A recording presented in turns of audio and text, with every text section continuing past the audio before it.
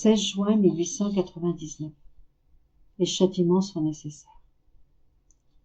Jésus continue de se manifester avec l'intention de châtier les créatures. Je l'ai supplié de déverser son amertume en moi et d'épargner le monde entier, ou au moins les miens et ma ville. Le confesseur est du même avis que moi. Quelque peu conquis par nos prières, Jésus a versé en moi un peu d'amertume de sa bouche, mais non la coupe de sang mentionnée plus haut. Le peu qu'il a versé, j'ai cru comprendre qu'il le faisait pour épargner ma ville, ainsi que les miens, mais pas complètement. Ce matin, je fus une source de souffrance pour lui. Comme il avait l'air plus calme, après avoir versé une partie de son amertume en moi, je lui ai dit sans trop réfléchir. « Mon aimable Jésus, je te prie de me libérer de l'ennui que je cause au confesseur en ayant à venir chaque jour. Que t'en coûterait-il de me délivrer toi-même de mon état de souffrance, puisque c'est toi-même qui m'y as placé?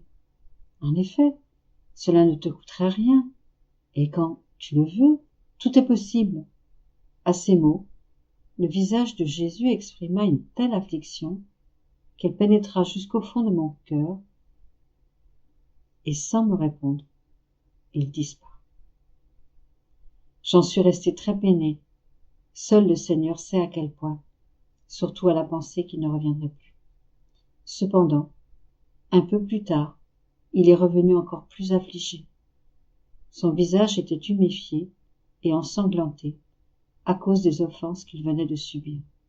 Tristement, il me dit « Regarde ce qu'ils m'ont fait. Comment peux-tu me demander de ne pas châtier les créatures? Les châtiments sont nécessaires afin de les humilier et de les empêcher de devenir encore plus arrogants. »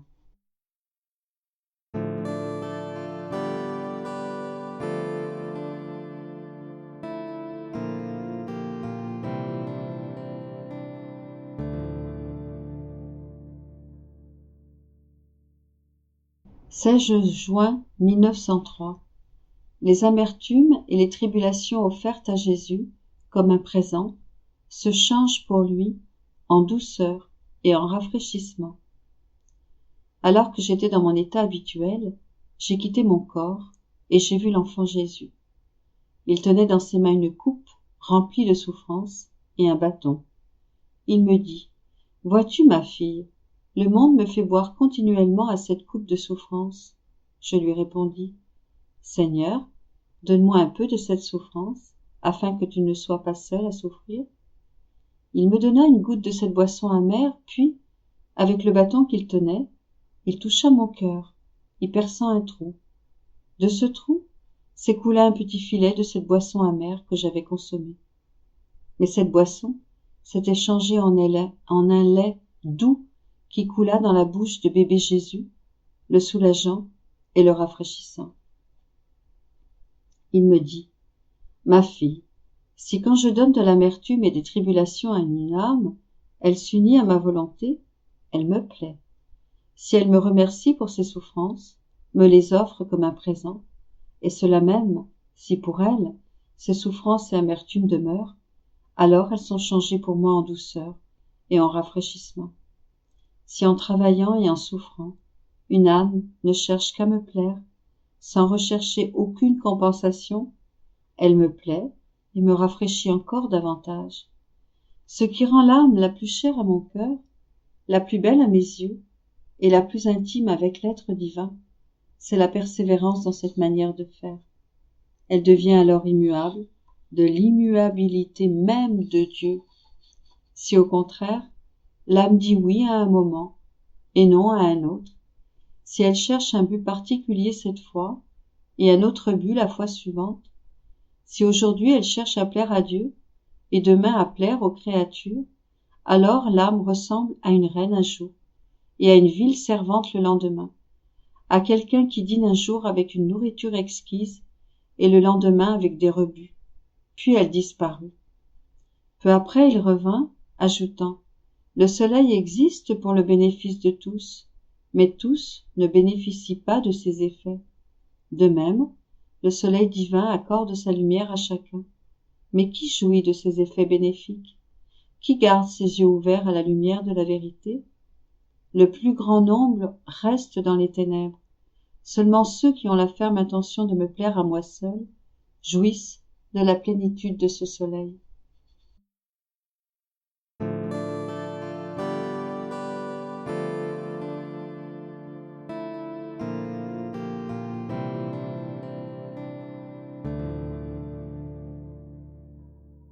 « 16 juin 1919.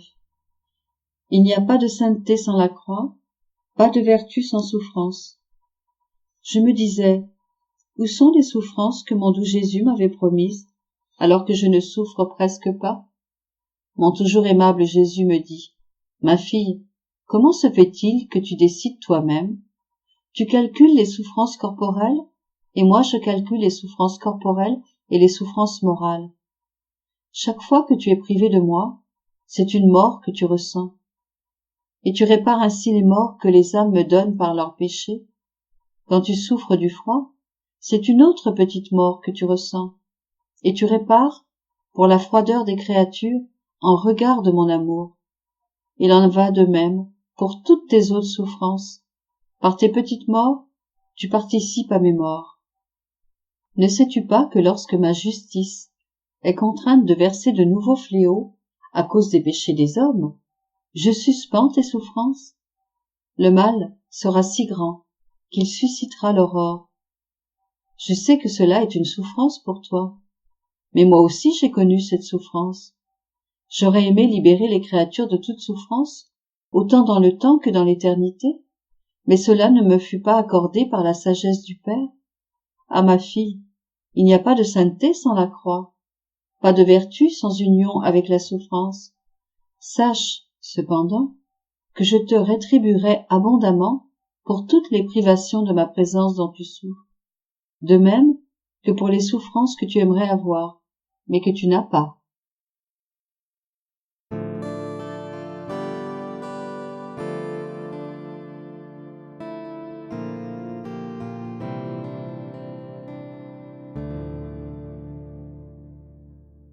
« 16 juin 1928.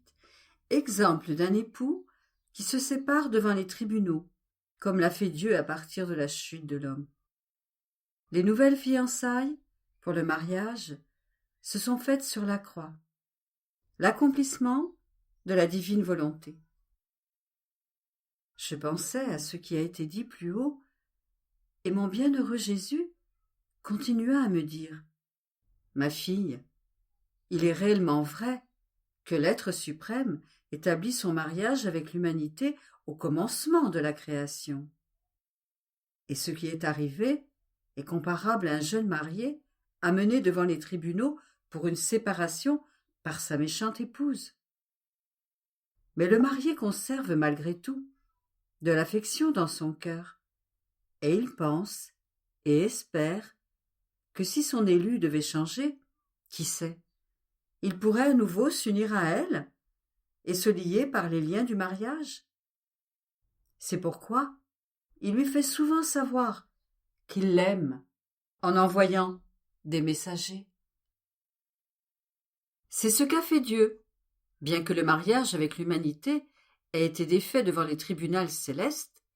Dieu conserva pour elle de l'affection, et bien qu'elle fût loin de lui, il rêvait d'un nouveau lien matrimonial avec l'humanité, à tel point qu'il ne détruisit pas le palais qu'il avait formé avec tant de somptuosité et de magnificence, et qu'il ne lui enleva pas non plus le bien du soleil qui formait le jour. Il lui laissa tout, afin que celle qu'il avait offensée puisse en faire usage. Il maintint même la correspondance en choisissant, dès le commencement du monde, tantôt ce bien et tantôt l'autre, qui étaient comme des messagers.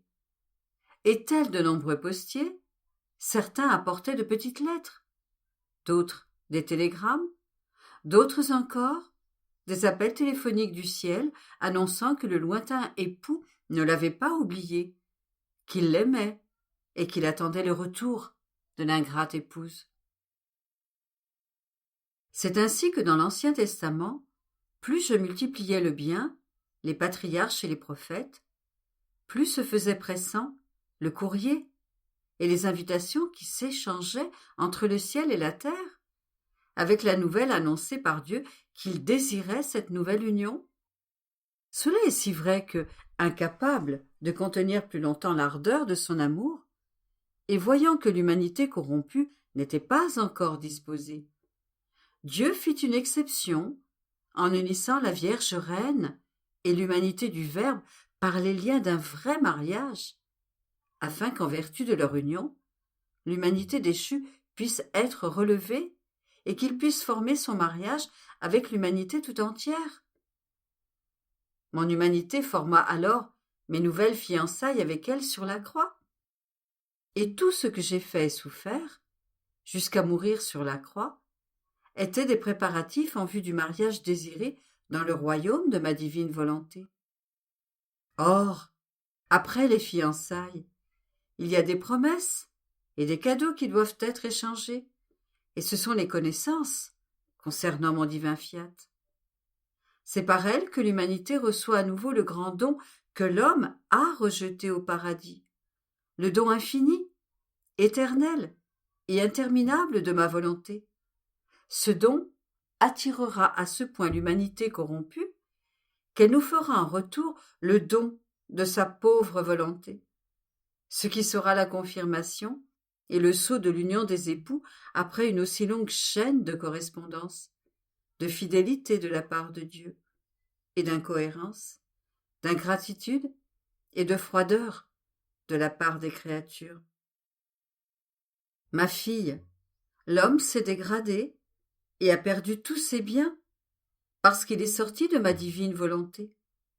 Pour retrouver sa noblesse et tout ce qu'il a perdu et recevoir la réhabilitation du mariage avec son Créateur, il doit entrer à nouveau dans le divin fiat d'où il est sorti. Il n'y a pas de voie moyenne. Pas même ma rédemption ne peut suffire à ramener l'homme au commencement de l'heureux temps de sa création. La rédemption est le moyen, la voie, la lumière, l'aide, mais non la fin. La fin est ma volonté, parce que ma volonté était le commencement, et il est juste que ce qui était le commencement soit aussi la fin. Par conséquent, l'humanité doit être enclose dans ma divine volonté pour recevoir à nouveau sa noble origine et son bonheur, et pour que le mariage avec son Créateur retrouve sa validité. C'est pourquoi le grand bien que ma rédemption a apporté à l'homme n'est pas assez pour notre amour, et qu'il attend plus. L'amour véritable n'est jamais satisfait. Il ne peut l'être qu'en disant « Je n'ai plus rien d'autre à donner ». Et sachant que l'homme peut être de nouveau heureux, victorieux et glorieux dans le noble état dans lequel il fut créé par Dieu, et cela au moyen du règne de ma volonté parmi eux, on voit pourquoi tous les désirs, les manifestations et les soupirs divins ont pour objet de faire connaître notre volonté, afin qu'elle règne et puisse dire à notre amour « Calme-toi ». Car notre enfant bien-aimé est parvenu à sa destinée. Il est maintenant en possession de notre héritage, qui lui fut donné dans la création, et qui est notre fiat. Et lorsqu'il possède ce qui est nôtre, nous le possédons. Par conséquent, le mariage est établi à nouveau. Les époux sont revenus à leur place d'honneur. Il ne reste plus qu'à fêter et à jouir d'un bien si grand, après un aussi long temps de tristesse.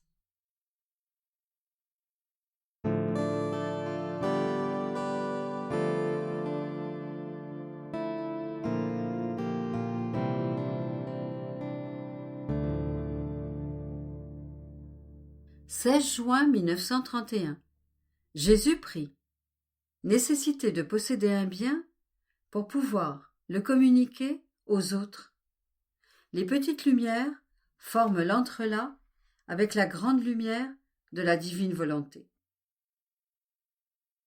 Mon abandon dans la divine volonté continue, bien que dans le cauchemar des privations de mon doux Jésus. Combien mon pauvre cœur est torturé et troublé de ne pas trouver celui dont le souffle céleste Fais battre ce cœur. Mon Jésus, ma vie, ne disais-tu pas toi-même que tu voulais me faire respirer ton souffle divin, afin de pouvoir former ma vie dans les battements de ton cœur, pour que le mien puisse vivre des tiens, de ton amour, de tes souffrances, et de toi tout entier? Mais alors que mon pauvre cœur épanchait sa douleur de la privation de son Jésus bien-aimé, j'ai entendu, intérieurement, sa voix claire résonner dans mes oreilles, et qui disait, avec une indescriptible tendresse, « Père très saint, je te prie pour mes enfants, et pour tous ceux que tu m'as donnés, parce que je reconnais qu'ils sont miens. Je les serre entre mes bras pour les protéger de la tempête qui se prépare contre mon Église. » Puis, il ajouta, « Ma fille, combien de reniements il y aura, combien de masques vont tomber. Je ne pouvais plus supporter leur hypocrisie. Ma justice était accablée par tant de faux-semblants, et ils n'ont pas pu conserver plus longtemps le masque derrière lequel ils se cachaient. Par conséquent, prie avec moi, afin que ceux qui doivent servir pour ma gloire demeurent en sécurité, et que ceux qui veulent frapper mon Église restent dans la confusion. » Après quoi, il garda le silence, et mon pauvre esprit a pu voir un grand nombre de choses mortelles et tragiques. Et alors que je priais, Jésus, mon très grand bien, répéta, « Ma fille, pour pouvoir communiquer un bien aux autres, il est nécessaire de posséder la plénitude de ce bien. Car l'âme, qui le possède, en connaît les effets, la substance, la manière d'acquérir ce bien. Et elle aura donc la vertu lui permettant d'infuser ce bien chez les autres, de pouvoir dire les beautés, les prérogatives et les fruits que ce bien produit. Par contre, si une âme n'a su acquérir qu'une gorgée de ce bien, de cette vertu, et qu'elle veut commencer à l'enseigner aux autres, elle ne connaîtra pas en profondeur la plénitude de cette vertu, et par conséquent, elle ne saura pas comment redire son grand bien, ni donner la façon de l'acquérir. Elle ressemblera à un enfant qui, ayant à peine appris les voyelles, veut jouer au maître devant les autres. Pauvre enfant, son jeu tournera à la farce, car il sera incapable de poursuivre son enseignement. Les vrais saints commençaient d'abord par être si remplis d'amour, de divine connaissance, de patience, etc. Et lorsqu'ils en étaient remplis, au point de ne plus pouvoir tout contenir en eux, le bien qu'ils possédaient débordait pour se communiquer aux autres, et leur parole était enflammée, elle était lumière, et ils enseignaient, non pas superficiellement, mais de façon pratique et substantielle, le bien qu'ils possédaient. C'est la raison pour laquelle beaucoup veulent se faire enseignants, mais ne font aucun bien, car n'ayant pas suffisamment de nourriture en eux, comment pourraient-ils nourrir les autres? Après quoi, je m'abandonnais dans le fiat suprême. Mon pauvre esprit s'y perdait, et je demeurais ravi en voyant devant moi l'être divin et une interminable lumière composée d'innombrables rayons qui sortaient de lui. Ces rayons étaient très souvent tissés de petites lumières, nouées dans les interminables rayons de l'adorable majesté, qui semblait être la naissance de la lumière elle-même, et était nourrie de lumière, afin de former la vie de lumière et grandir selon le désir de Dieu. Quel enchantement que ces hauteurs divines. Sa présence enchante. L'œil se perd dans son immensité, et si grande est sa beauté, la multiplicité de ses joies, infinie, qu'elle semble tomber, telle une pluie abondante, de son être divin. On en reste muet, et l'on est par conséquent incapable d'en dire quoi que ce soit. J'étais tout immergée dans ce qui se présentait à mon esprit. Lorsque mon bien-aimé Jésus me dit « Fille de mon divin vouloir, regarde cette immense lumière. Elle n'est rien d'autre que l'émanation de notre volonté, du centre de notre être divin. En prononçant le fiat, il s'est étendu de façon à former avec sa force créatrice toute chose créée. Et pour que rien ne sorte de sa lumière, il est resté en ce qui est sorti de nos mains créatrices, de sorte que les entrelacs que tu vois dans les rayons de notre lumière ne sont rien d'autre que les choses créées. Certaines sont comme en captivité dans notre lumière, si bien qu'elles ne subissent aucun changement. D'autres, les créatures qui vivent dans notre vouloir, sont non seulement en captivité, mais dans l'acte de continuellement recevoir de Dieu, afin de grandir, de se nourrir de la lumière, et avec leur petite lumière, de former un entrelac avec le divin vouloir lui-même, pour le laisser œuvrer dans la petite lumière. De sorte que ces petites lumières laissent le champ libre à notre divin fiat, pour le laisser continuellement travailler en elles. Et il semble qu'elle nous laisse toujours de quoi faire et nous laisse continuer l'œuvre que nous avons commencée dans la création, avec tant d'amour.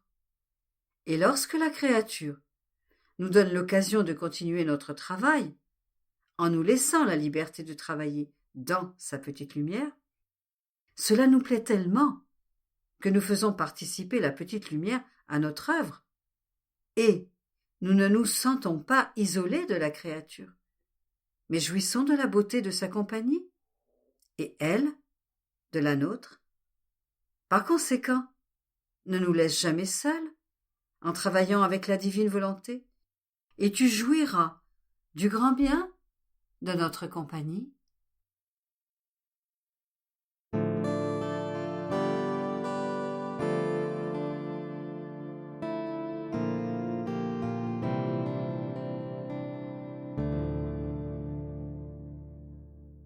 « 16 juin 1934. La volonté humaine fut créée reine au milieu de la création. Comment tout coule entre les doigts de notre Créateur. » Je continue mon abandon dans le divin fiat. Ces actes sont pour moi autant d'aliments qui me nourrissent, et je sens sa force s'imposer sur ma volonté humaine, pour la conquérir et la ravir, afin de pouvoir lui dire « Nous vivons ensemble, et tu seras heureuse de mon propre bonheur. Tu es sortie à la lumière du jour, non pour rester à l'écart, mais pour être avec moi, dans ma volonté. Si je t'ai créée, c'est parce que je ressentais le besoin de t'aimer et d'être aimée, si bien que ta création était nécessaire à mon amour, petit sommet du champ d'action de ma volonté. Ô adorable volonté, combien tu es aimable et admirable. Tu me veux en toi, afin de donner libre cours à ton amour, et tu veux que les créatures vivent dans ton divin vouloir, parce que tu ne nous as pas créés sans volonté, comme le ciel et le soleil, afin de pouvoir faire ce que tu veux. Je pensais cela lorsque mon doux Jésus me fit une surprise, et toute bonté, il me dit « Bienheureuse fille, tu dois savoir que parmi toutes les choses que nous avons créées, la volonté humaine est la plus belle, celle qui nous ressemble le plus. On peut donc l'appeler reine, car c'est ce qu'elle est. Toutes les choses sont belles. Le soleil est beau avec sa lumière vivifiante, qui réjouit, sourit à tous, et se fait l'œil, la main et le pas de toutes choses. Le ciel est beau, qui couvre toute chose de son manteau étoilé. Mais, si belles que soient toutes les choses créées, aucune ne peut se vanter d'avoir fait pour nous le plus petit acte d'amour véritable. Il n'y a pas d'échange, tout est silence, et ce que nous faisons, nous le faisons seuls. Personne ne répond à toutes nos mères d'amour. Pas la moindre réponse, car elle doit être formée entre deux volontés qui possèdent la raison, et savent si elles font le bien ou le mal. La volonté humaine a été créée reine au milieu de la création, reine d'elle-même et échange d'amour avec son Créateur, reine de toutes les choses créées. Elle peut librement faire un monde de bien, des prodiges de valeur, d'héroïsme et de sacrifice, si elle se met du côté du bien.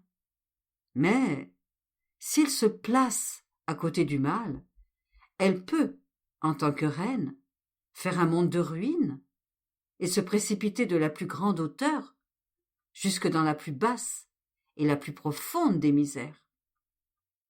Nous aimons entre tout la volonté humaine, parce que nous l'avons faite reine. Elle peut nous dire qu'elle nous aime. Elle peut nourrir notre besoin d'aimer. Elle peut rivaliser d'amour avec nous, parce que nous l'avons dotée de ses prérogatives en lui donnant même notre ressemblance. Elle n'est rien d'autre qu'un simple acte, et cependant, elle est la main, le pied, la voix de son être humain. Si la créature n'avait pas une volonté, elle serait semblable aux bêtes, esclave de tous, sans l'empreinte d'une noblesse divine, du très pur esprit de notre divinité. Il n'y a en nous rien qui soit matériel, et cependant, nous investissons toutes les créatures et toutes choses. Nous sommes la vie, le mouvement, le pilier, la main et l'œil de toutes les créatures. La vie humaine coule de nos doigts, et nous sommes le souffle et le battement de chaque cœur. Et ce que nous sommes pour tous et pour toutes choses, la volonté humaine l'est pour elle-même. On peut dire qu'en raison des prérogatives qu'elle possède, elle peut se voir en nous, et nous trouvons en elle notre petit miroir. Puissance, sagesse, bonté et amour de notre divinité peuvent former leur reflet en un seul acte de la volonté humaine. Ô volonté humaine, comme tu as été créée belle par ton Créateur. Le ciel et le soleil sont beaux, mais tu les surpasses en beauté. Et même, si tu n'avais pas d'autre beauté, pour la simple raison que tu peux nous dire que tu nous aimes, tu possèdes la plus grande gloire, l'enchantement, capable de ravir ton Créateur.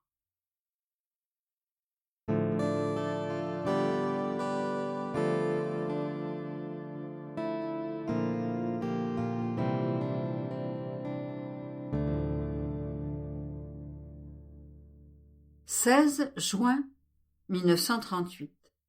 Le divin vouloir veut toujours donner et recevoir. Envoi, réception des deux côtés. Les droits qui se perdent et les empires qui s'acquièrent. Dieu trouve toute chose dans l'acte accompli dans sa volonté. Mon vol, dans le divin vouloir, continue. J'ai l'impression qu'il ne me laisse pas un instant. Il veut toujours me donner de ce qui est à lui et veut toujours recevoir de moi. Et si je n'ai rien à lui donner, parce que je ne suis en vérité rien, il veut toujours que ma volonté se donne à lui, et c'est cela qui le met en fait. Recevoir en cadeau la volonté de la créature. Et si nécessaire, il veut les mêmes choses qu'il a lui-même données, afin de toujours recevoir. Et il est heureux de les recevoir, pour les redonner à nouveau, accompagné d'un amour nouveau, d'une lumière et d'une sainteté nouvelle. Divine volonté, combien tu m'aimes. Oh, combien je voudrais te retourner ton amour.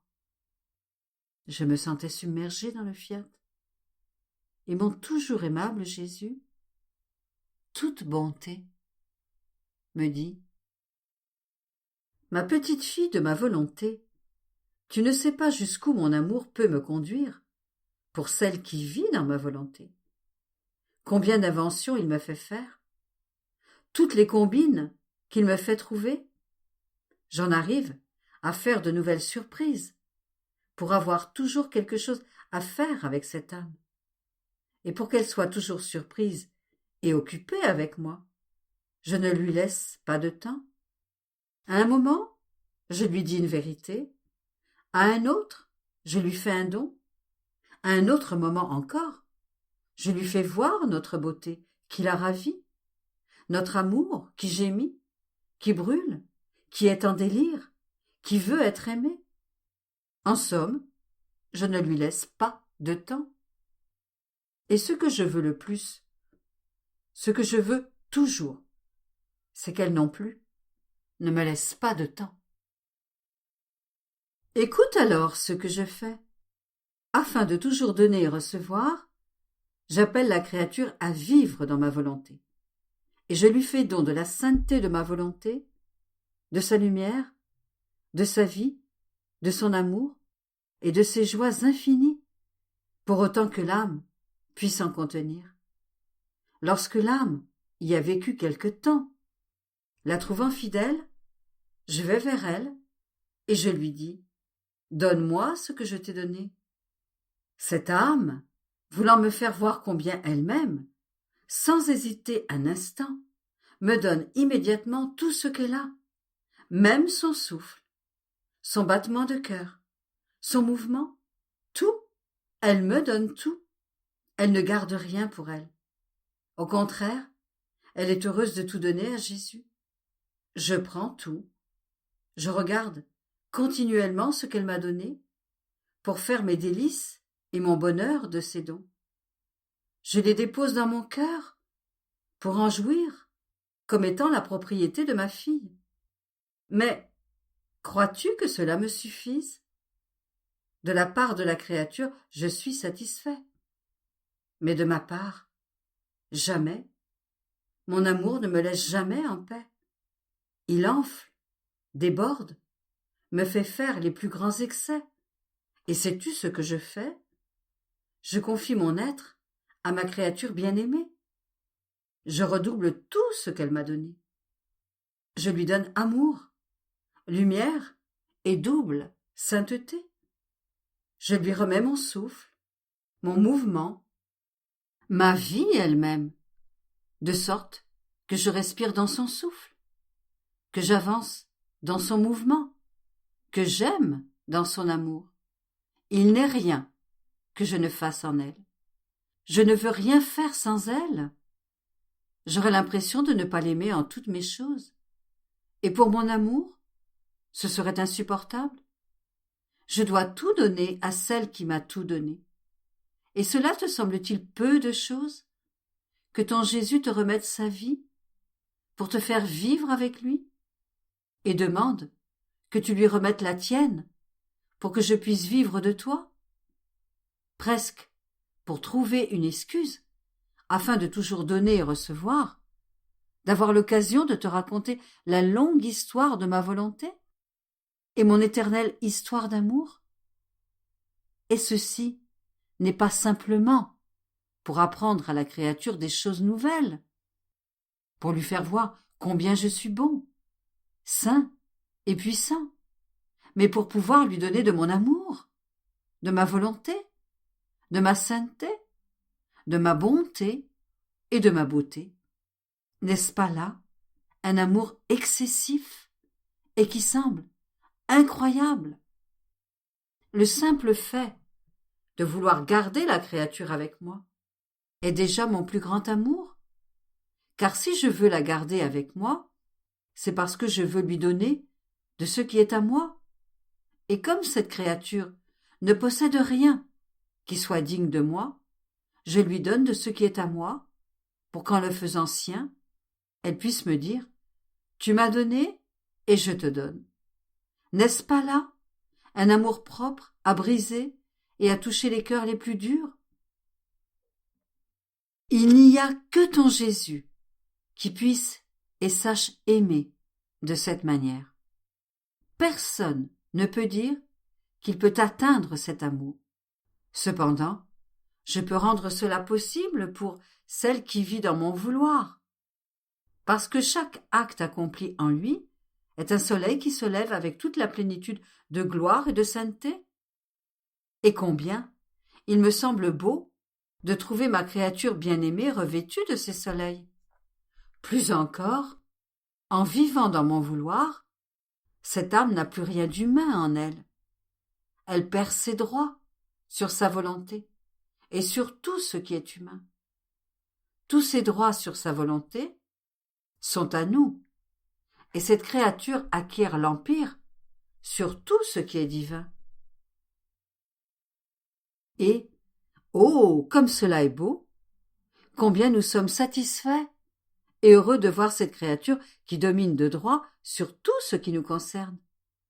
Elle domine sur notre amour et prend autant qu'elle veut pour nous aimer, et elle domine sur notre amour pour se faire aimer. Elle domine sur notre sagesse et nous fait dire des vérités de notre être suprême jamais encore révélées. Elle domine sur notre bonté et lui fait pleuvoir une pluie plus que bienfaisante sur toutes les créatures. Son empire est si doux et si puissant sur notre sein paternel qu'il en arrive à nous faire dire « Qui peut résister à notre fille? Si tu le veux, nous le voulons. C'est pourquoi, si tu veux tout, ne sors jamais de notre volonté. Tout sera à toi et tu seras toute à nous. » Après quoi, je continuais à penser à la divine volonté, à ses grandes merveilles, et comment parfois, lorsqu'on traverse sa mer, tout est serein, paix profonde, son soleil divin éblouissant de lumière, mais tout est silence, et comme sa parole est vie, on a le sentiment qu'il y manque la vie nouvelle que l'on aimerait recevoir. Mais je pensais cela lorsque mon doux Jésus ajouta « Ma fille, le soleil de mon vouloir parle toujours. Sa lumière n'arrête jamais de parler. Il parle avec sa chaleur, avec sa fécondité et avec l'empreinte de ses diverses beautés dans l'âme qui vit en lui. De plus, c'est moi qui suis le porteur de sa parole. En m'abaissant jusqu'à l'intelligence humaine, je rends facilement compréhensible la hauteur de la parole de lumière de mon fiat, avec des mots plus adaptables.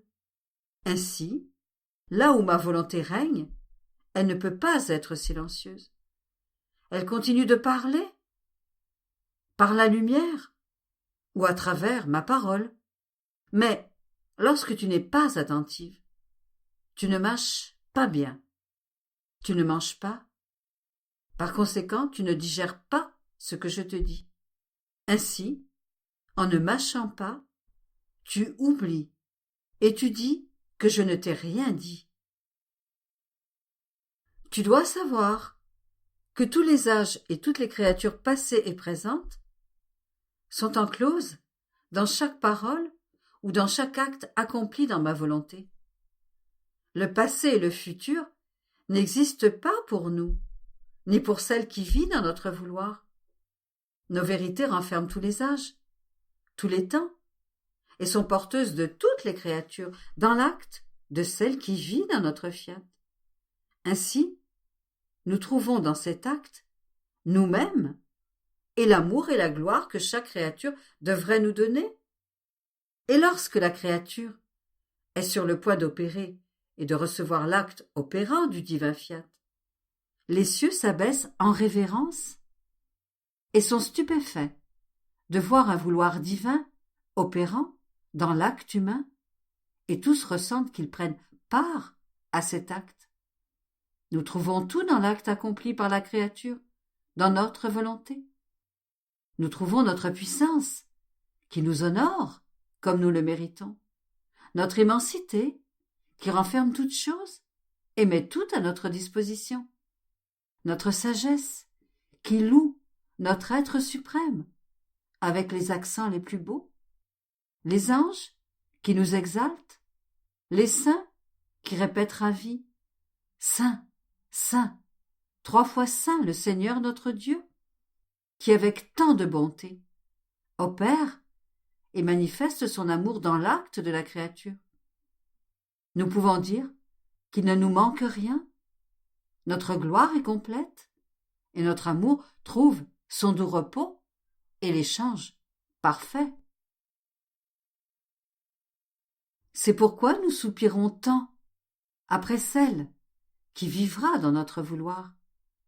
Il nous semble n'avoir rien fait dans la création, parce que l'acte le plus grand que nous puissions accomplir nous manque, qui est de voir notre vie se répéter dans l'acte humain, dans lequel nous nous trouvons nous-mêmes, ainsi que tous et toutes choses. Il n'y a pas de bienfait que nous n'accorderons à notre créature bien-aimée, et il n'y a pas d'amour et de gloire que la créature ne nous donnera pas. Cette créature trouvera tout ce qu'elle veut en nous, et nous trouverons tout en elle. Fille, être en mesure de tout donner, et n'accorder qu'une petite part de nos bienfaits, c'est pour nous une souffrance. Maintenir notre amour restreint et bloqué uniquement parce qu'il manque à la créature la vie de notre volonté, et ne pas pouvoir tout recevoir d'elle, c'est la plus grande douleur de notre œuvre créatrice. Par conséquent, notre amour, notre puissance, notre sagesse et toute notre œuvre créatrice exigent que la créature vive dans notre vouloir. Ainsi, les âges ne finiront pas avant que notre fiat ne forme d'abord son royaume, et en régnant, il donnera tous les bienfaits et l'empire de ses biens aux générations humaines. Par conséquent, prie et fais de ta vie un acte continuel de ma volonté pour obtenir qu'elle vienne régner